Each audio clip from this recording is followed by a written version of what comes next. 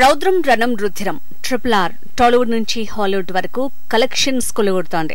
Box office వసూళ్లలో resound ని 3వ వారంలోనూ కొనసాగిస్తోంది.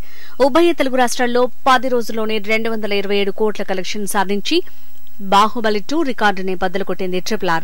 తాజాగా 250 కోట్ల షేర్ దిశగా దూసుకుపోతూ మరో రికార్డుని సొంతం చేసుకుంది. ఇప్పటికీ నైజాం ఏరియాలో 100 కోట్లకి పైగా షేర్ వసూళ్లు చేసి రికార్డు కా బాప్ అనిపించుకుంది.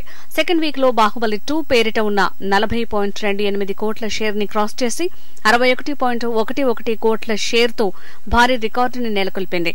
కరోనా పాండమిక్ తర్వాత నార్త్ ఇండియాలో 200 కోట్లకు పైగా కలెక్షన్ సాధించిన చిత్రంగా RRR తిరుగులేని రికార్డుని సాధించింది. 2 వారాల్లోనే 1000 కోట్ల వసూళ్ల ట్రేడ్ వర్గాల్ని విస్మయపరిచింది. 2 వారాల్లోనే 1000 కోట్లు వసూళ్ల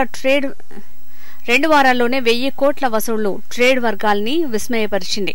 బీస్ట్, KGF 2 లాంటి భారీ చిత్రాలు రిలీజ్ అయినప్పటికీ 4వ వారంలోనూ RRR హవా కొనసాగే అవకాశం ఉందని ట్రేడ్ పండితుల అంచనా.